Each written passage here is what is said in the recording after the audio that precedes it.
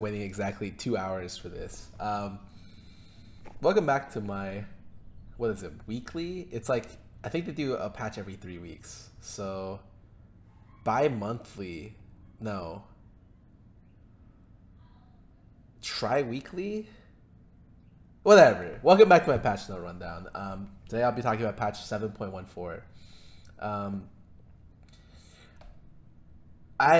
Again, with most of the other patches, I think I kind of don't know where Riot wants to go with kind of their stuff. I think they just want a stable patch before Worlds, but they have a little bit of time to be able to work with some stuff. So it's essentially whatever they feel like they want to do in each of these patches, and essentially me as the viewer slash player are just along for the ride to see like what they think is important or what they think isn't important. So usually I'm just like, well, these champions are really problematic, but recently the current meta has been pretty good, I would say, across all the roles. There's, of course, really obnoxious things in the game, but they're not too oppressive for the most part, with the exception of maybe a few junglers here and there.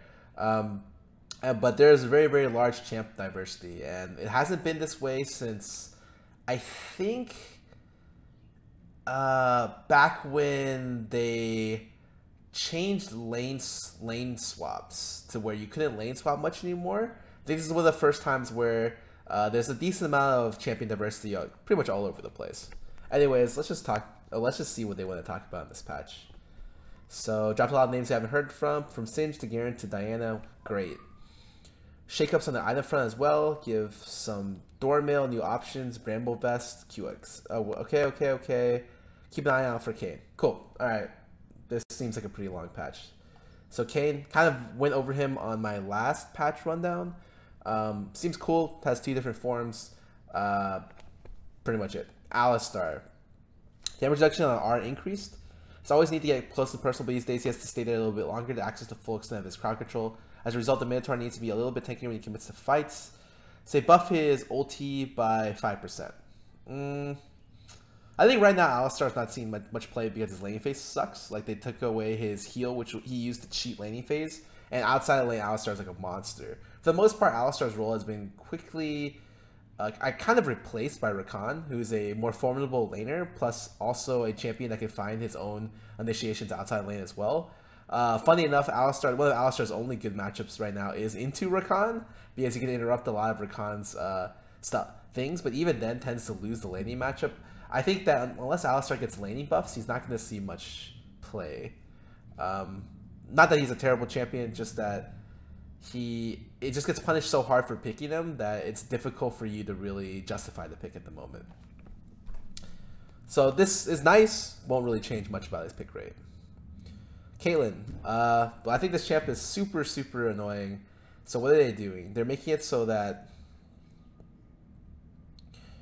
her sustained damage attack speed growth is lower. I think this is a decent nerf. Honestly, I'm more surprised that they didn't nerf her traps. I think her traps are probably pretty much the biggest problem area of her kit. So a lot of times I think it's really weird that you're able to... she essentially makes it so you can't siege one lane, right? Because she drops 5 traps on the inhib tower. And when you rotate to another tower, she's still able to find enough time to trap that tower as well, assuming you've spent enough time rotating between the lanes. And so I don't know if that necessarily should be the case. Like, I don't know if you should be gaining so much damage from when people step on the trap. I think if that was toned down, I wouldn't really care about her attack speed scaling. But I guess if they don't want to really touch that because they feel like it affects the identity of the champion too much, then this is a decent nerf to go from there. And sorry, I'll push up the notes higher so you guys can actually, you know what? Where is the thing? And then I can take out the media source as well. Okay, I'll just put it back out after we finish these patch notes. I don't want this stuff to be blocked for you guys. Sorry about that. Moving on to Cho'Gath. So this champion sucks.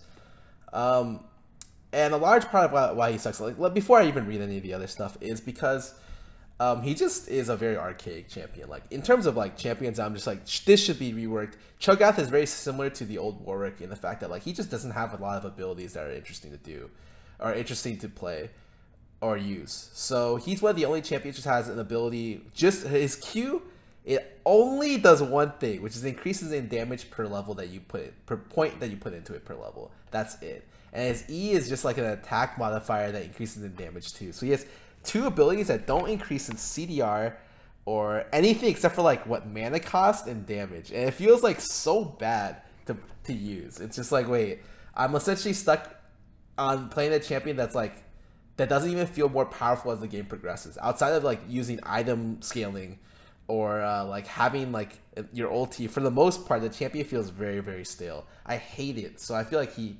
should either be reworked in some way, shape, or form to make it so he's more interactive to play, rather than just being like, I'm gonna press Q, and if I hit you with Q, I can do something. If not, then I guess nothing happens.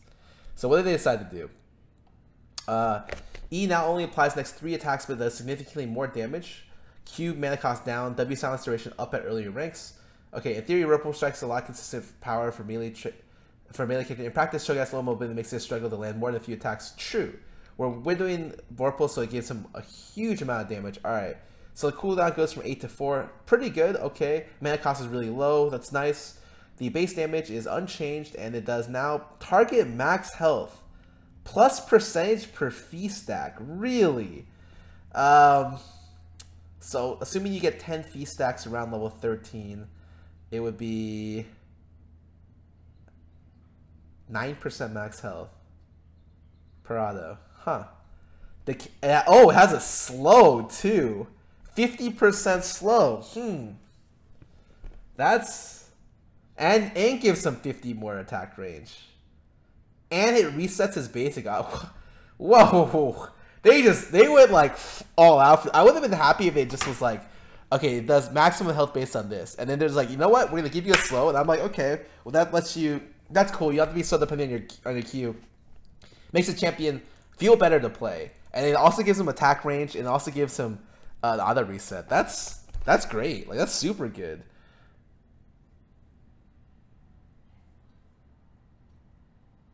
Alright, let's keep going. Q. Oh, it didn't even increase the mana cost eruption. It literally was just static the entire time. This is such an annoying ability because it literally only gave you damage. To be fair, the base damage of the ability is very high. You're not going to see many AoE, CC, 300 damage abilities, base damage. But yeah, they feel very good. I like that they lowered the mana cost. That obviously, especially with Vorpal spikes coming into your rotation, you're going to need... If he already kind of ran into mana problems if he didn't go Roa or triple D-Ring, I do think that the mana cost reduction was necessary. And then it makes it so his silence duration increases at lower levels. Okay, well, that's whatever. Not a big deal. And then they nerfed the damage by 5, but really it's just a buff overall for the most part. Like 30 mana for this is well worth it.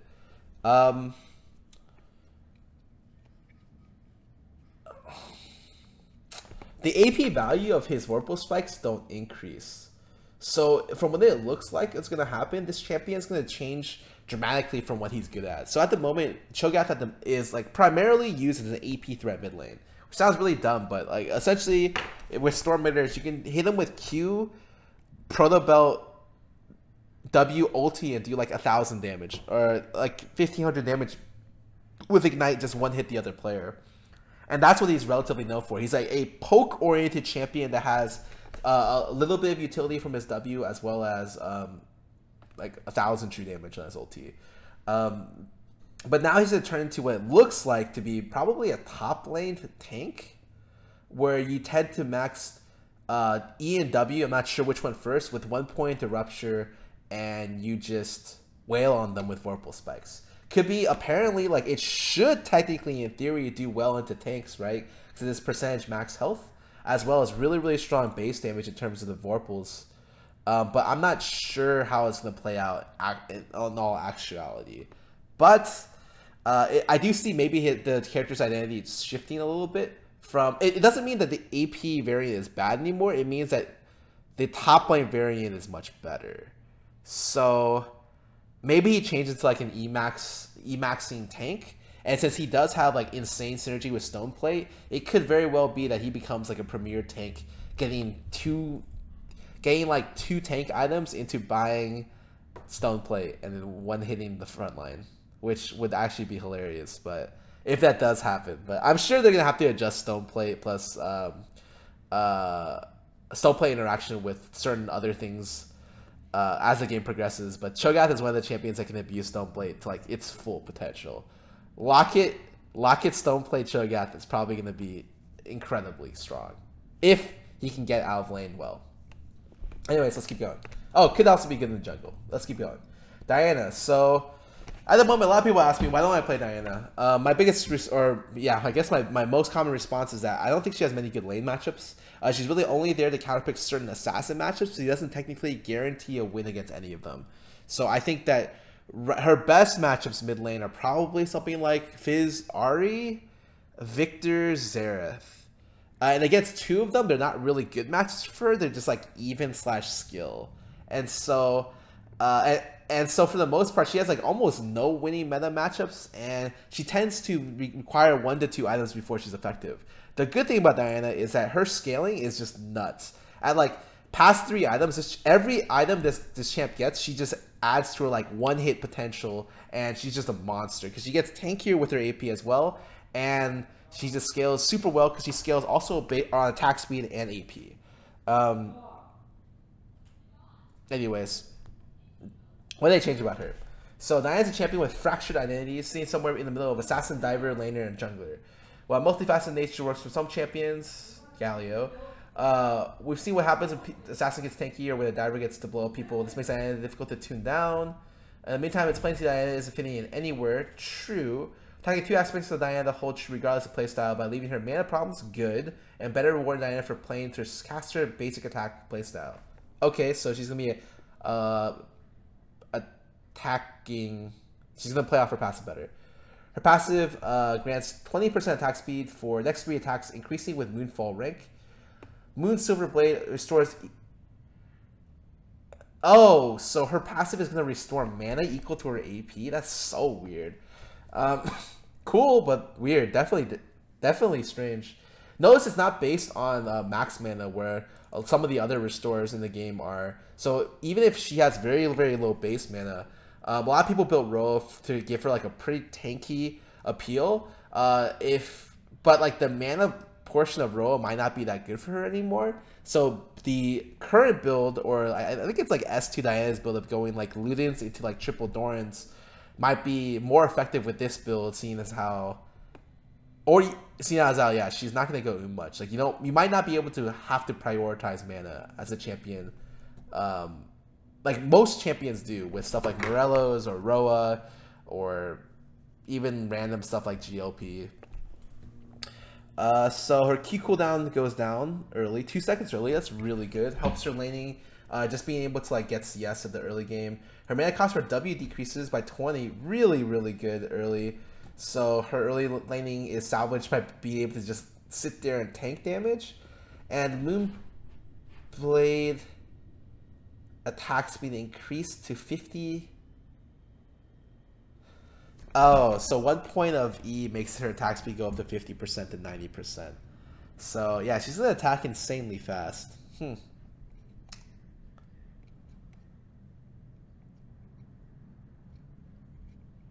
Is this gonna make her weaker mid lane? I think this just makes her better, period. Except for the fact that she needs to like, the problem before was like you essentially just autoed the creep wave, and you didn't want to. Sometimes you didn't want to spend mana because you obviously have a limited mana pool. But now you could just auto the creep wave to get your mana back. I don't know if you will regenerate your Q mana with, like, the use of Q essentially gives you back your Q mana. But it's certainly really interesting. I do think at the moment, well, a lot of her strength actually comes into maybe being able to out-scrap split pushers, like all the tank split pushers. I think Diana does a decent job into. Whereas before you need to get like kind of tanky to be able to scrap them out with Roa into Nashers. Now you might be able to brute force the trade a lot earlier, going more defensive itemization in the side lane. As long as you have CDR, you're able to just get 90% attack speed and just scrap through the enemy team. Or even if it's 50%. I think that's pretty interesting. She might be more effective as a top lane split pusher now, but I doubt she's going to be able to... Like, the biggest problem with Diana is her inability to dodge jungle ganks well.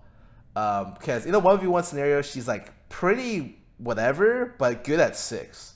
But up until she gets to 6, she just dies to the jungler all the time. I think that's even worse in the side lane, but if you're able to get her out, she's probably okay. Anyways, I guess I'm really interested to see how this works out. She should be, in theory, outside of her really bad solo pushing ability at level 1, because she doesn't get the attack speed without using just the Q or the consistent attack speed anymore. She seems to just be a better champion. I guess we'll see. Fiora. Okay, this champion I think is really problematic because this is probably one of the champions where you don't need to be building penetration to kill tanks. You just stack full AD and CDR, which I think is actually insane that she's able to not only lifesteal an incredibly high amount, but also do an incredibly high amount of true damage.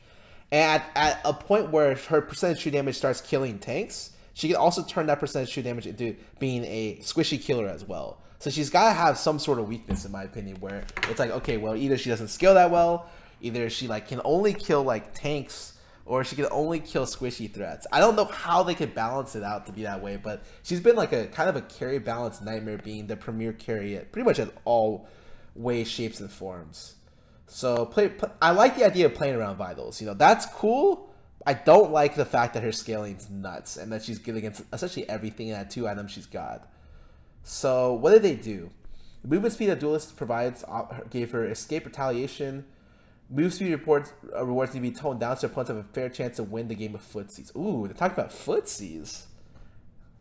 Ooh. It's like we're playing fighting games. Oh, wow, that's a really big nerf, actually. Went from 15% to 30%. They lost 20%. And it no longer grants me. That's actually really good. It means that she's not able to run you down lane, and that, yeah, it helps out a lot to be able to fight against her. I like the nerf for sure.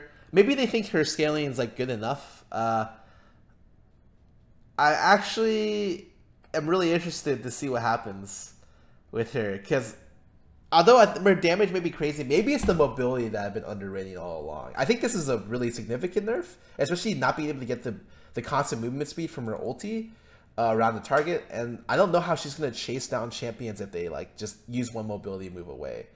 Yeah, this is a really big nerf to her kit.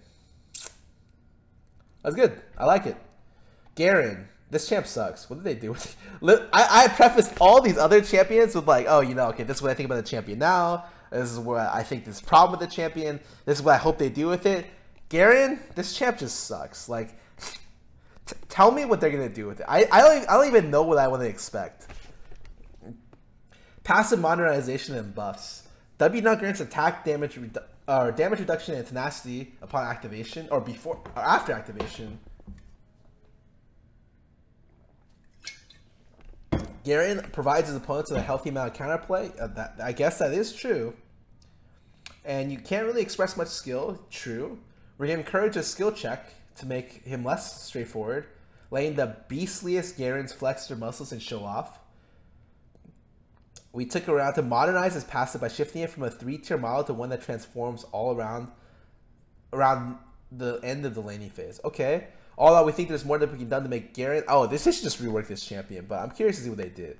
Okay, so there's passive, 2 to 8% per health at levels 1 and 11. Okay, that's a pretty big buff at 11, honestly.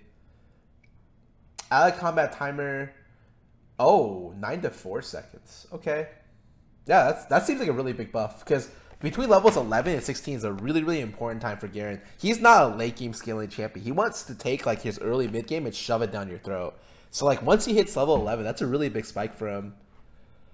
Regeneration increases to 416 when Garen's below 25-50%. Wow, so he's just never gonna die. He just has Warmogs now. Well, I mean, he has Warmogs, but the Warmogs gets more effective when they're low. Huh. 16% maximum health below 50.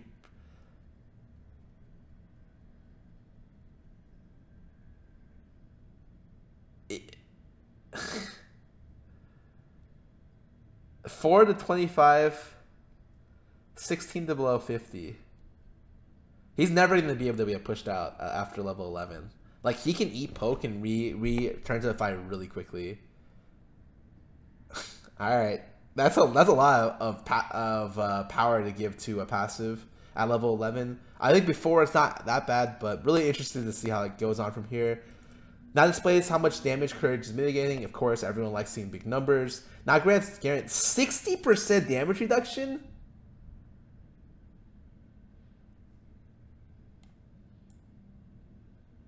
Oh, wait.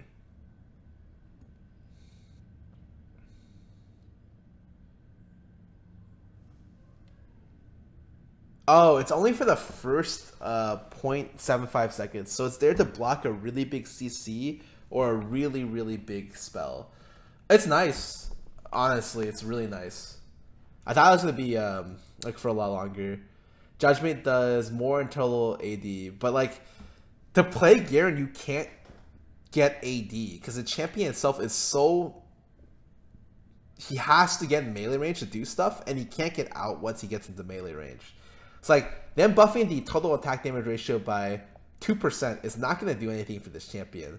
Because his typical itemization path is something like, unless you're getting Youmuu's and going Youmuu's Cleaver, it's probably something like Cleaver into 5 tank items, right? But,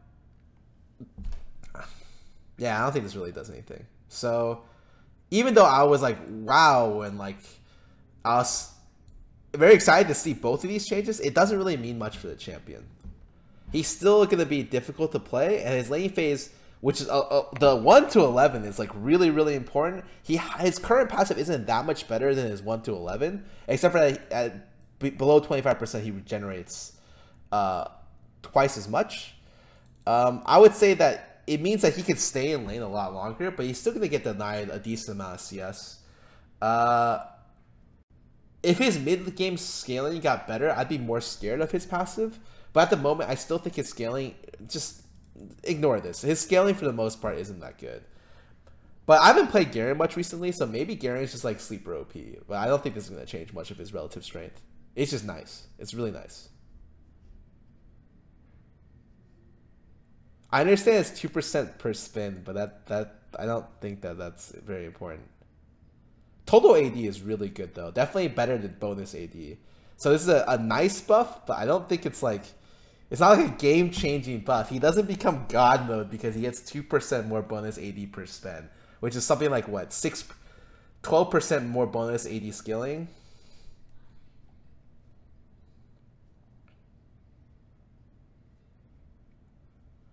Or 20% bonus AD if you get 10 ticks. Dude, how many times have you gotten 10 ticks of guarantee on someone at level 16? Or like level 9? I don't know. I think it's really nice, but maybe I'm underestimating it. Honestly, I just think of Garen and what he brings to a game, and I'm just like, is he OP when you're playing against stuff like Thresh? And I don't really think so. Like, he still struggles to get into the fight. Maybe the thing that I'm most interested about is the 60% tenacity in the first 0.75 seconds. You could shrug off a major CC ability with this move, but I don't know. I just don't think he's good enough. He's gonna be better for sure, though.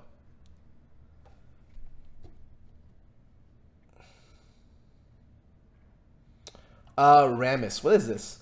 Self-slow on W. Okay, I hated playing Rammus. I don't even understand why there's a self-slow on the W in the first place. It feels so bad.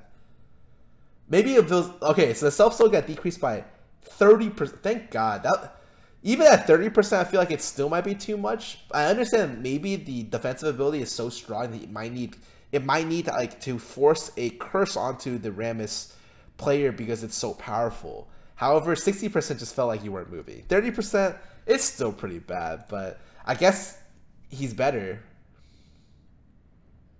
Definitely like a really nice fix. Really nice buff. Singed. New passive grants movement speed while passing other... Really? Base and scaling HP increase. Q base damage down. AP scaling up. W now grounds enemies within it. Okay, so they majorly reworked Singed, right? They gave him a new passive?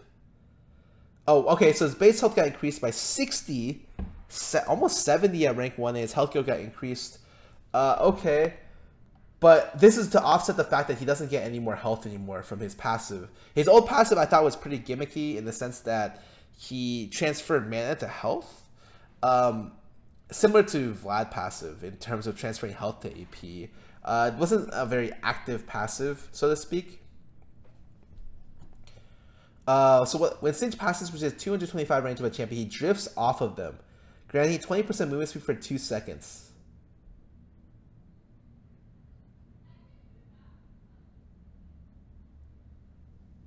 It means the relative value of Dark Seal stacking is worse on Singed, by the way, because they changed his passive.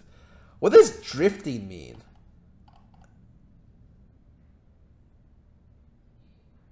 I keep imagining, like, we're talking Fast and the Furious, the Singed just, like, makes a hard curve when he meets a champion, and then he just keeps moving forward. For the most part, I'm just going to say he gains 20% movement speed for 2 seconds near a champion.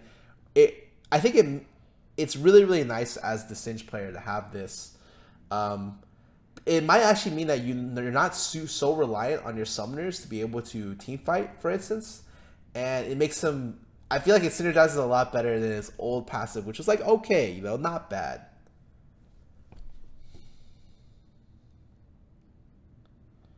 Poison Trail. The damage was lowered a little bit, but the AP ratio got 0.2 increased. Because he doesn't have mana to health scaling anymore, I don't know how effective purchasing mana is going to be. I remember Righteous used to be God mode on him. Roa used to be pretty good. Now he might just get Righteous, and then he'll go like I don't think anyone's going to stack a bunch of mana on him anymore. So stuff like Rylai's was bought a lot before, but will probably be bought more because the other items aren't as appealing. AP scaling going up. Mega Adhesive lowers by 2 seconds. The slow goes 40% all ranks. Mana cost decrease. Cooldown increase to decrease. So it always grounds. They don't have to fling into it.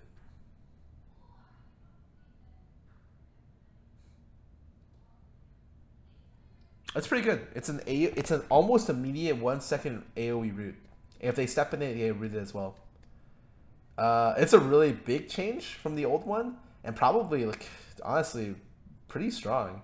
They lowered the slow percentage because of how powerful, and nerfed the arrow duration, and nerfed the cooldown because of how powerful they think this AoE CC could be. Oh, it's not a root, it grounds? Oh god. How powerful is Cassio W? It's really strong, actually. Like, to be quite honest, it's super strong. But is it worth taking this many nerfs?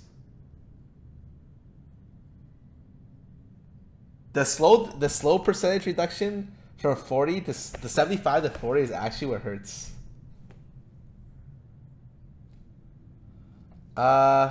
Honestly, I think the effectiveness of grounding is really, really high. I don't know if it's worth the trade-off for this, but it means that there's some things that grounding just strictly hard counterplays. And so it synergizes really well with other people's CC on top of the Mega Adhesive. I don't mind it. I don't know. It's probably worse in like 1v1 situations, to be honest, like much worse, but decent in terms of team fighting. Fling mana cost got reduced from 80 to 140. It's still 140 mana. Alright, never mind. He's still gonna get at least 1 mana item. Probably gonna have to be getting or still be getting Righteous every game.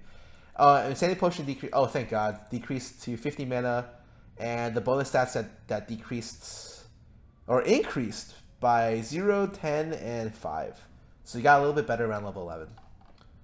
I don't necessarily think that this alone is really good for Singed. Again, his scaling might be getting a little bit better. His team fighting for sure gets better with the Noxious Slipstream and the Mega Adhesive. But I don't know if his scaling got that much better with the new Poison Trail. It's like decent. It's probably pretty good. The bigger thing is whether or not the item, whether or not he works really well with the current itemization. I haven't seen Singed in a long time, to be honest. Singed for me is a anti-tank champion, because the tank shouldn't be able to out wave clear him, and he hard pressure tanks to stay under the tower while he farms up a storm top lane, and then out pressures them in team fights with like really strong split push pressure as well as good flank pressure. I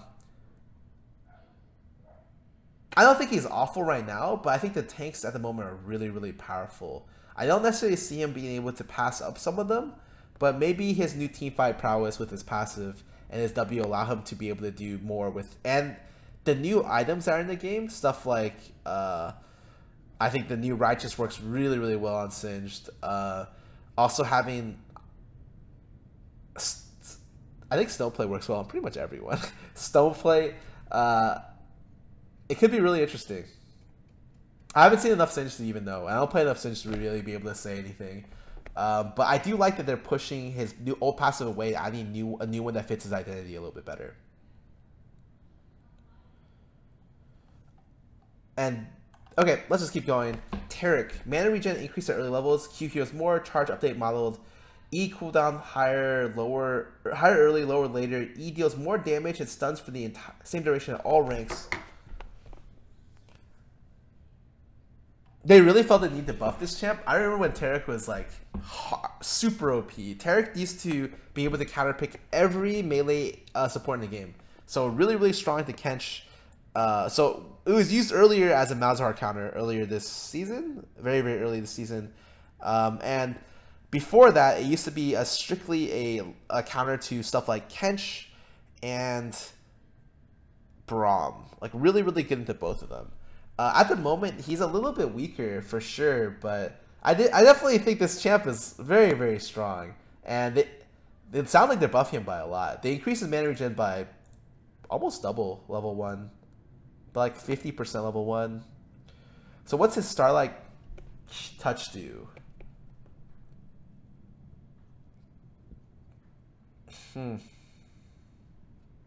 The charges increase by amount of levels points that you put into it. Mana cost goes down to the highest ranks. New cooldown is 3 seconds. Recharge rate's 15.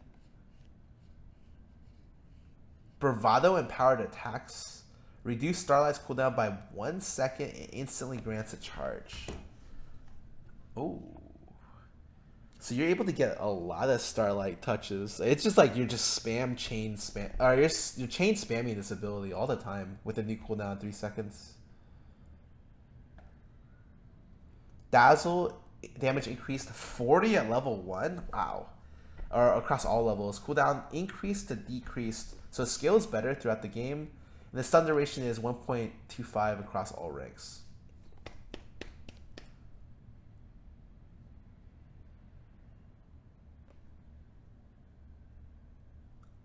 Definitely better early. Might peter off more toward the late game, but and the mana cost is still really high early. I don't necessarily know if this helped him that much.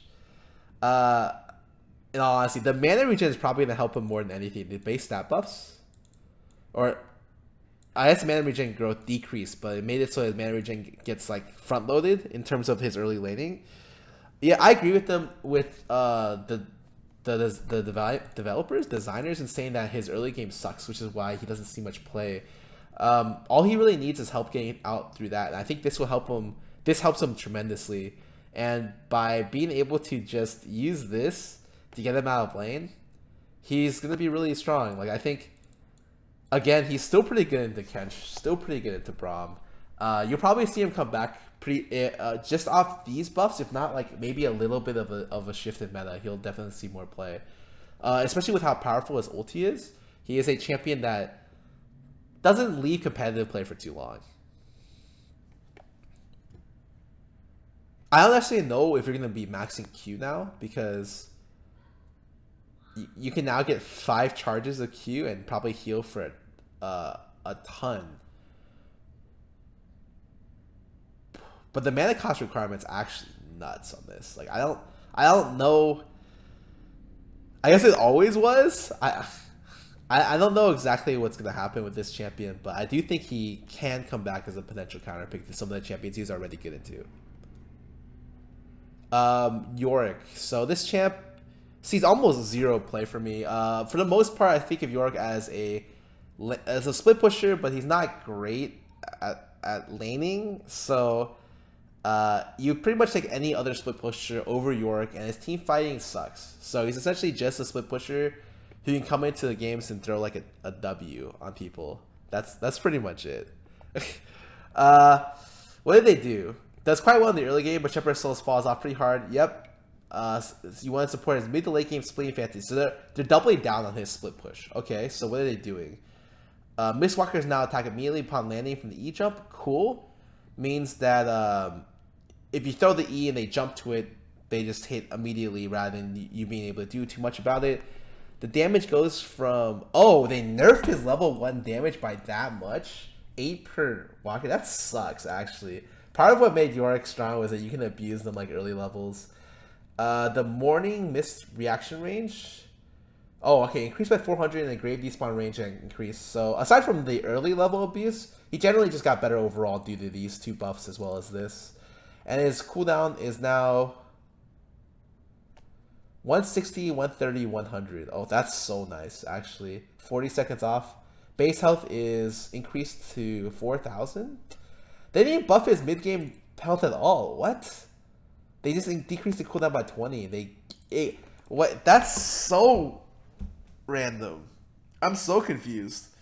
Usually, Riot has a very linear scaling when it comes to this kind of stuff. It's like, okay, well... if you're gonna give the last thing 1,000 health buff, you give like the middle level 11 thing like a 500 health buff, right? So it goes from like 700 to like 2k to 4k, but they just decide not to buff the base health of the level 11 at all. That's strange. It might be a typo, actually. I've been hearing Yorick jungle isn't that bad right now, but I've not seen much of Yorick nor played much of Yorick. I still think he still has insanely bad problems outside of early game. Like, he can't team fight and split push isn't very good. But they're trying to push him more toward the fact that to make his split push better.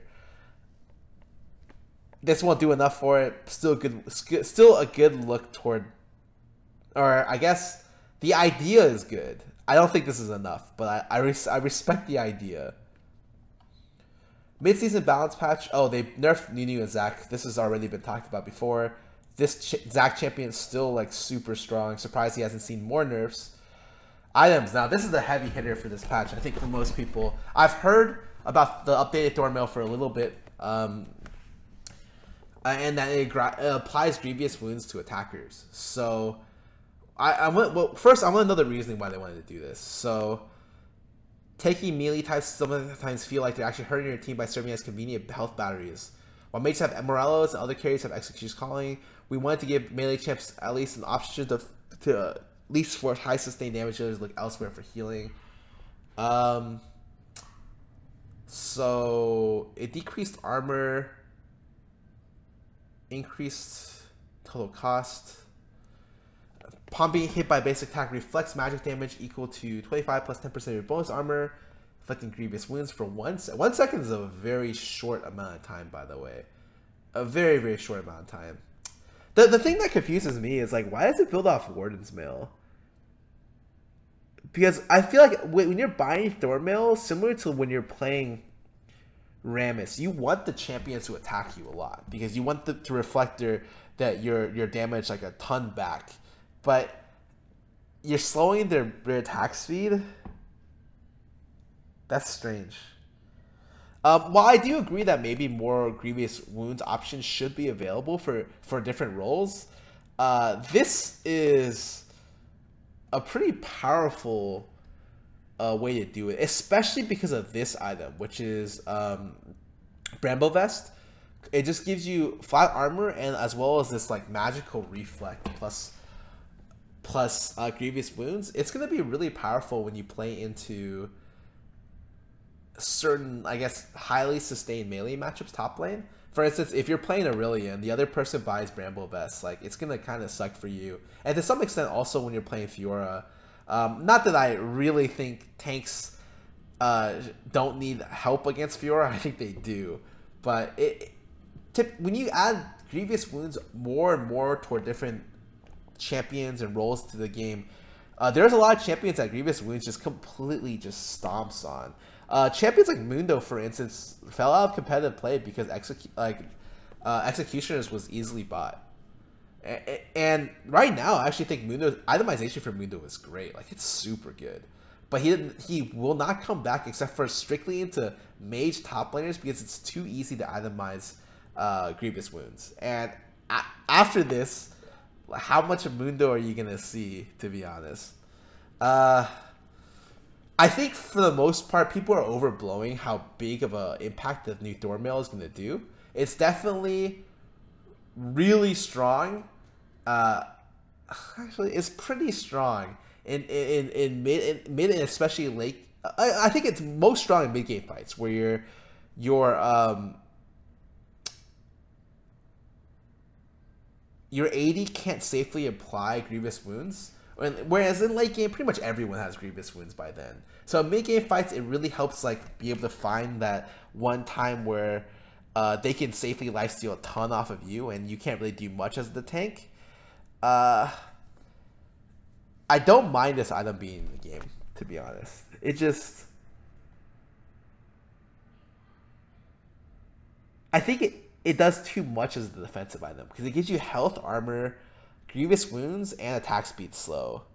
So I guess maybe it's not that much when it's more like a more offensive / niche armor item, and then you go Randuin's if you want like the attack slow as well as the AoE slow utility, and then you go Deadman's if you want your personal movement speed utility. I don't necessarily know if it'll be that good. I guess cloth armor 300 is 900 go for Bramble Vest. I don't think this change is as important. Oh, this change is as important as the Bramble Vest one. Having another option that builds off double cloth armor. I think ADs will still be really, really strong. This is just another niche item they can build, and it will probably affect mainly the mid game. No, all right. Ancient coin line. Okay, I think coin is broken right now. I'm actually almost convinced coin is super good. Not only do you never go it's actually disgusting. 2, you get too much gold. Like I've consistently seen people get 2,000 gold at 25 minutes or 28 minutes off just your support item, and I don't think that should be possible. The amount of gold generation you do when you go down the ancient coin line is actually nuts.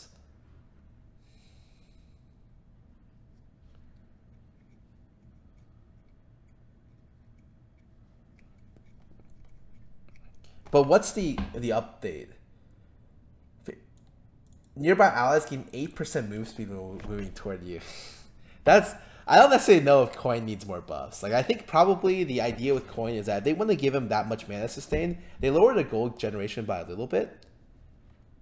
And then tacking this on, it's gonna be a really powerful item. At the moment, I'm seeing Brahms pick up coin. I've seen like Morgana's pick up coin. Like I've seen way too many people pick up coin in situations which shouldn't be optimal for them.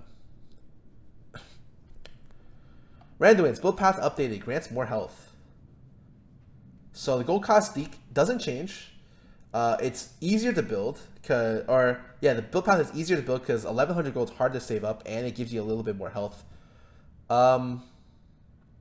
Yeah, I do agree. It's probably a little bit too weak because I usually see Deadman's built more, And especially now that Thornmail is being updated to be like a kind of contesting the health armor slot, they're making randoms a little bit better. Okay. Lethality items.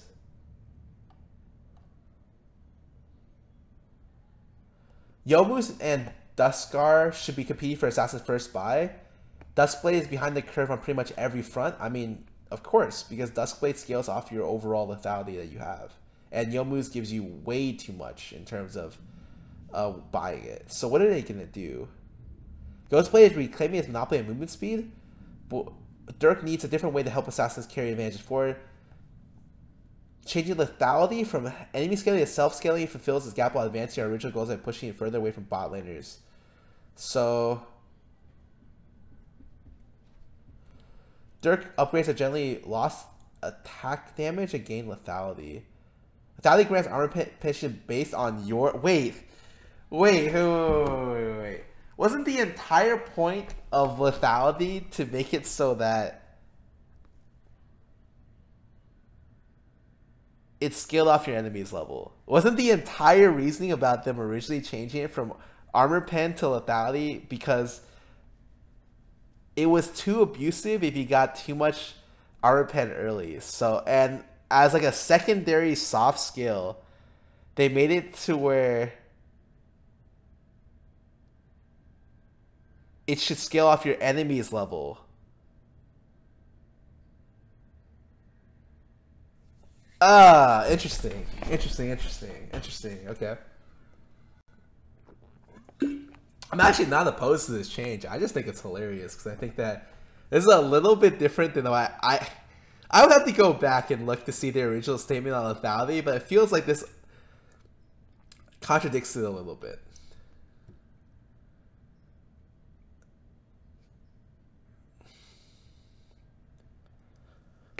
So what's it do? Passive updated to grant your next ability bonus damage after killing a unit. Okay. Headhunter passive rewards assassins for premeditated trades to kill attempts. Also serves as a wave. Okay. Headhunter is basically Dirk's original passive with a facelift. After killing an enemy, your next damaging spell will deal 40 bonus damage to all enemies it hits. Ooh. Really? So if I kill a caster unit and then I use my Zed rotation on, it's gonna deal 40 more damage on my Zed rotation on every harass I do for every 30 seconds. Okay. The bonus move speed loss actually sucks because it used to be that you would buy Dirk early as an assassin and be able to roam better with it.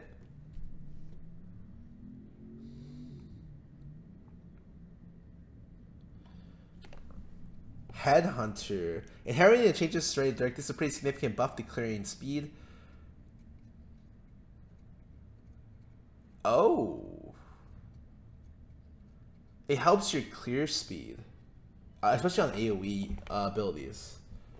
I still think this poacher sucks. The cooldown is too long. Like, for instance, I want it to be, okay, if I get 3 camps, because it takes 3 camps, right? If I counter jungle 3 camps to the jungler, like let's say he goes bot lane, I buy poachers and I take his entire top side, I shouldn't get punished for taking it so quickly. You know, it should just be, okay, give it like a, I don't know, maybe to balance it, they have to make the cooldown so long. It just feels like it's so long that it's like, why am I buying this item?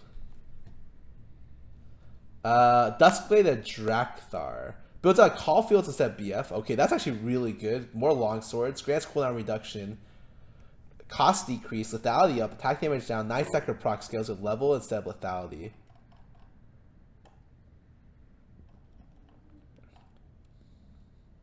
For people who don't realize, this is exactly what they say right here. When it scales with your level instead of the target's level, it means that if you're playing AD, you shouldn't want to build lethality much anymore, because AD is a role that tends to not scale that much off personal level, but scales off item level, which is why ADs like share XP and are relatively weak early, but when they get items, they tend to scale the best because they have the most multipliers on their kit, usually through like the fact that they deal well with crit as well as AD and attack speed. But this pushes it very far away from ADs winning it, because ADs would typically be the role with the second worst levels in the game, or second lowest levels in the game. But what does this end up doing? Lethality goes to 18. That's not that big of a change, to be honest. Total gold cost decreased by a lot, though. Ooh, and much easier to build. AD goes down by 10. No longer grants 20. Now grants 10% CDR. I actually like the 10% CDR quite a bit. Nice knocker damage. Oh, it got increased? Because it's not built off lethality anymore. Now it's just straight. Oh, it's physical damage. It's physical damage, man.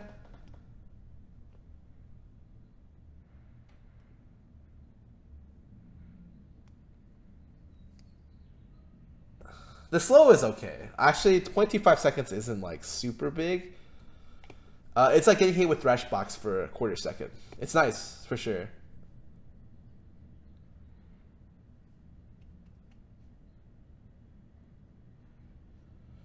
I thought it was going to be really problematic when they had this first buy of them, but since it scales to purely physical damage now, it's not as strong as...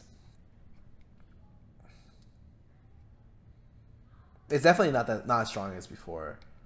Except for a really early game. When you rush this item, because as soon as the other players get like some sort of armor item, like a tabby for instance, the relative effectiveness of this proc gets reduced by a lot. On top of this, though, it means that when you're building, you don't have to rune for so much lethality in your rune page anymore. Like having AD is fine because it no longer scales with a 2.0 ratio off your current lethality. It's still going to be a lot of burst damage, especially early. I could definitely see myself rushing this item. It's great in terms of both the cost as well as the build path. Sure, you may have lost a decent amount of true damage, and that sucks. But like for instance, I could see this champion being picked up a lot by a lot of the assassins at the moment because the extra damage you're getting it that early with the CDR is going to be really painful for the other player. Zed, Talon, Kha'Zix, all going to be like this. All going to at least consider this item. Youmuu's Ghostblade, ally combat movement speed. Oh, it got increased. Wow. Lethality got increased. Attack damage got decreased. I'm still probably gonna buy Ghostblade for a lot of the champions, but I think when you're playing strictly just mid lane, champions like for instance Zed might want to build Duskblade, whereas Youmuu's is helpful on the like movement speed path. Being able to just strictly 1v1 and just smack the other person with Duskblade is really appealing to me. Edge of the Night. So I don't almost ever see this item anymore, except for maybe on MF. It competes with Maw and Scimitar, and pretty much no one ever buys Maw and Scimitar. It's exactly what they said right here, right? So we're switching MR to health, so assassins could buy Edge and... Wait, what?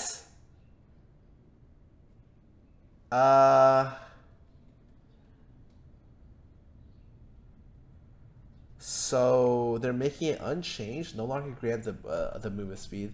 Lethality increased, attack damage unchanged, now grants wow.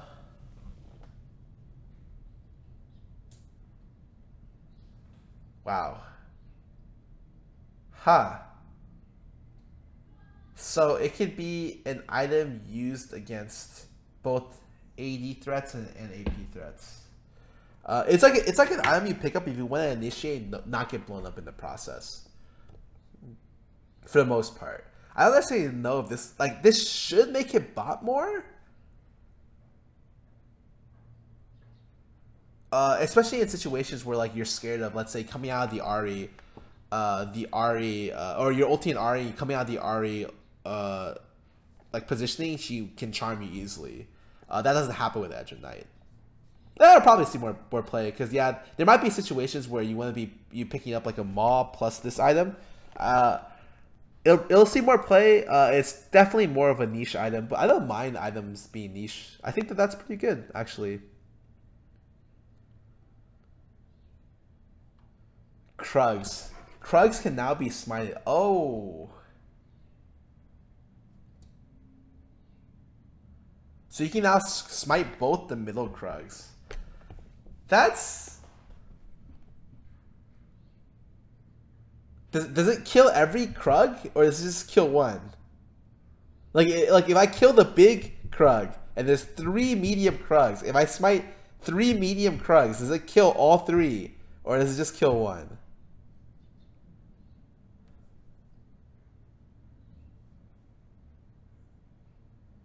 It only kills 1 only, I think. I was hoping the smite like just comes down from the sky and just like blows them all up.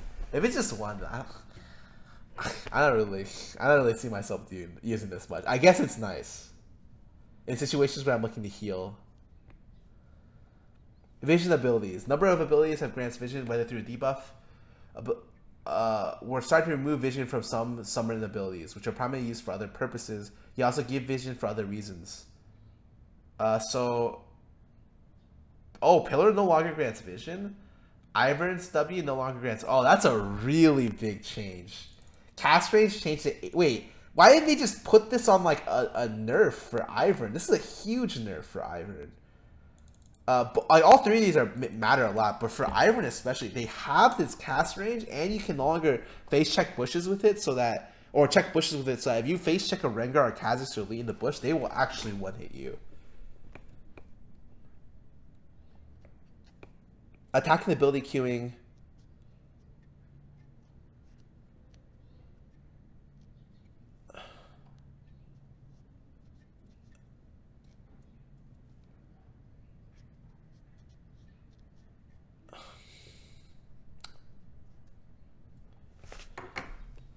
Abilities overrode spell queuing commands. So only affects a couple things. The attack command overrides any attempt to queue a second ability.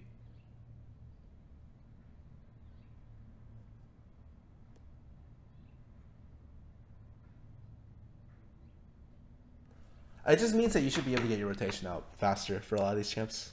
Nothing but good stuff for these champs. Ranked flex.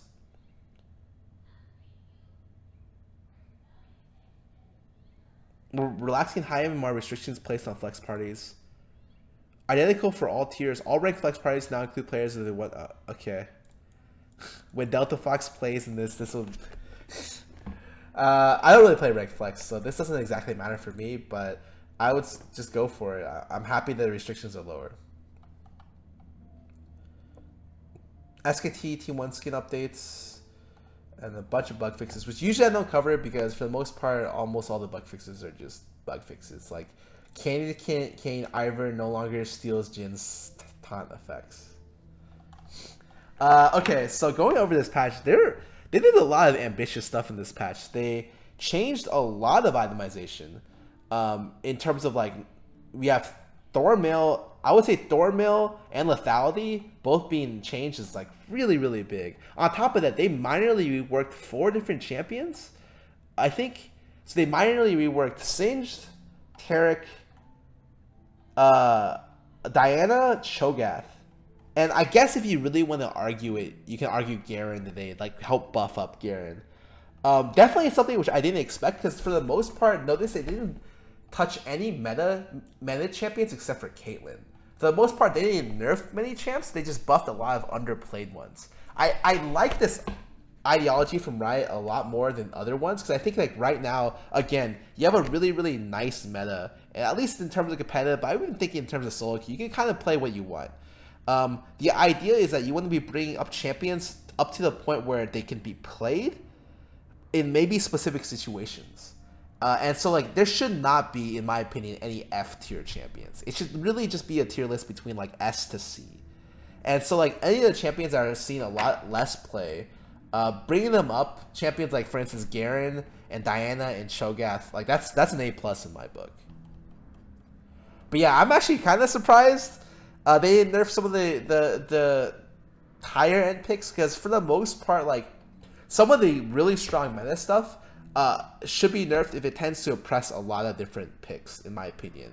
And I think that there are champions that are very close to being able to do that. Fiora is one which they touched. Caitlyn's another which they touched, which I think were really, really good by them. But, you know, maybe looking towards stuff like Zac, who gets first like 120% ban rate or something crazy like that, would have not been bad.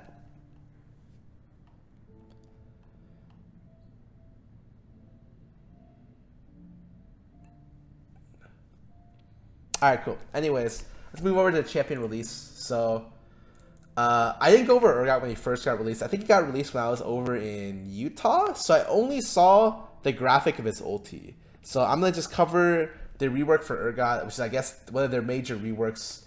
Champion, which, by the way, doesn't see much play because people were just like, wow, people just didn't like this champion that much. Like, I don't think he had any like really cool lore around him. He was, for all extents and purposes, kind of ugly, so he doesn't like draw in a huge crowd from people who want to play like really like cute or really hot champions, or really like it draws like less of a crowd for the most part. But from my general opinion of the champion rework is that they made him into like a cool like executioner with a dark and mysterious path. Yeah, alright, whatever. So former Noxian Hunter used to think he knew what strength was, and he's betrayed by Swain, found himself in chains, slave in his own minds. He discovered a new form of strength, pain.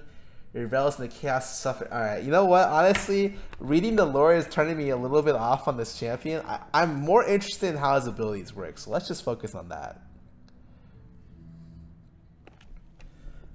Passive, Echoing Flames. Attacking in the direction of one of Urgot's flames causes that leg to combust outwards, doing physical damage to enemies in the cone, putting that leg on cooldown. Consecutive hits with a few seconds reduce. I don't even know what this means. What does this mean?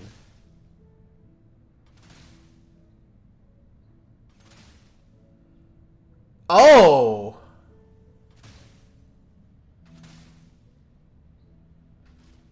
That's so weird. It's like a small mini game. I like the animation. It looks nice.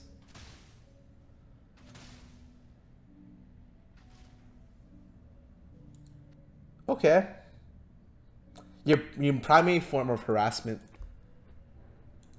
fires a corrosive charge, dealing physical damage and E, slowing them. Enemy champions are locked onto. Okay. Kind of similar to Urgot's old E. W.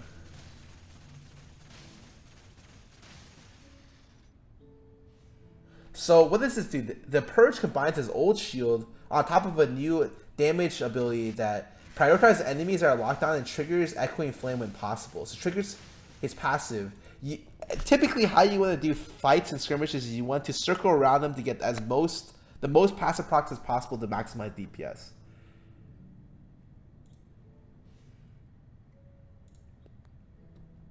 Charges in his direction. If he runs into the enemy champ, he'll stop grabbing it and throwing it to the other side, damaging and locking onto them.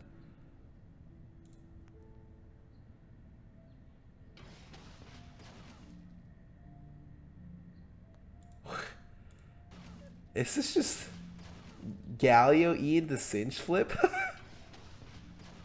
That's how, yeah, it pretty much is. And it's ulti, which is, by the way, is gonna be sick. Oh, actually, I should talk a little bit more about this E. This E sets up the rest of your abilities, right? So, like, if you blow open, you want to, like, maybe attack him initially, blow open the passive procs on the front side. So, similar to this, it's to blow open, like, 3 of his legs or on the front, and then you could flip him over and then cover off the passive procs on the legs on the back side as he's on the opposite direction of you. At least in theory, that's what I think should work. Is this skill shot? Yes. Hextech drill that impales the first target enemy struck, locking onto them. Deal physical damage and slowing them. While impaled, if the target falls below health threshold, may recast to suppress the target and slowly reanimate them and catch them, executing them. During the cast, they are untargetable. Can only be ended by killing Urgot, which, by the way, really cool design. I like really unique ultis, stuff that's not been in the game before. This is literally the only time I don't even remember having a strict execute in the game. If they're below X amount of health, they're just dead. For the most part, the only person you can kind of think of which is along that lines is Darius, because his ulti does pretty much flat true damage, and so if they're under the true damage value, they're dead. But in this situation, they just get eaten, they die instantly. Axe from Dota is what I think of as from that. I mean, Garen's is an execute that does damage, right? Like when you think of like actual like straight executes, like they just die. You really think of champions that do true damage, like for instance Cho'Gath ulti or Darius ulti, but they're not actually like straight executes. This is the first true execute in the game, something that just dies.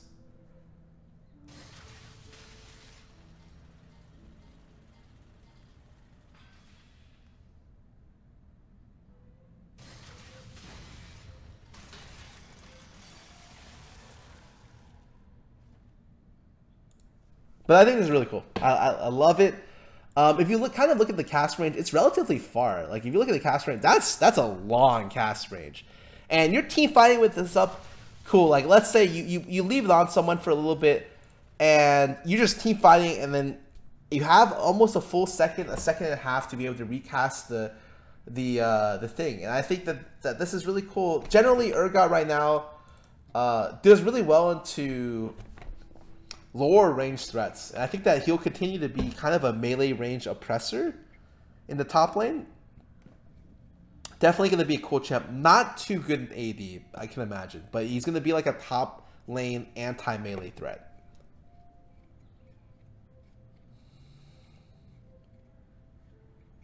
Alright, I think the champion is really cool. I like what they did with it. The only thing that kind of is weird for me is on almost every rework they've ever done, they've never changed the button press of an old ability to a different button. So, Corrosive Charge is technically the old E for Urgot, but they changed it to where it goes to his Q and added 2 new abilities, rather than leaving his Corrosive Charge on E and having the new abilities be Q and W. That actually a little bit irks me, but that's just personal. Like it does, in the long span of things, it does not matter at all. Yeah, and I know the reason why they did it. It's mainly because for almost every champion in the game, E is the dash move, or a lot of it. E is like the utility move. That's at least what they've done. But yeah, that's just personal irk. For the most part, he looks sick. The new patch, really interesting in terms of buffing up a lot of new champions. I like it both. You've done it again, Riot. Although, before I say I like it, I have to really see how these lethality items work, because I'm really interested in how Thornmail and lethality is going to work after this change. It's definitely going to be better for assassins for all the lethality stuff, and I don't know how they affect if ADs are going to be weaker due to the new Thornmail by that much. You want to see me watch the gameplay? I actually didn't see this, so okay, let me go watch this out.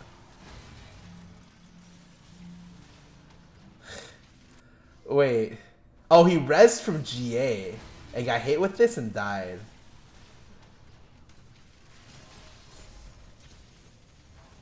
Wait, that looks so cool.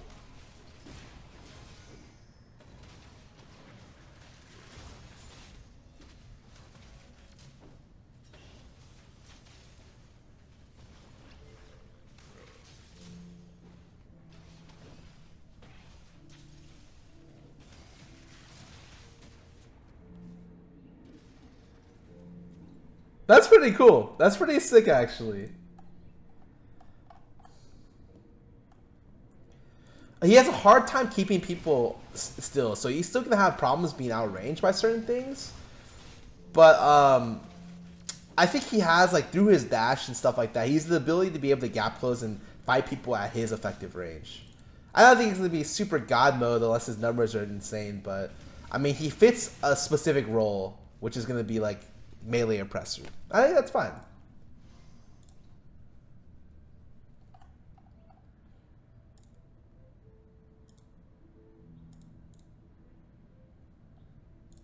Is there any extras? Oh, these are all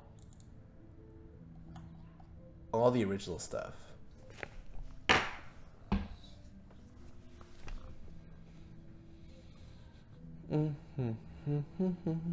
Alright. I'm gonna go back to playing. I got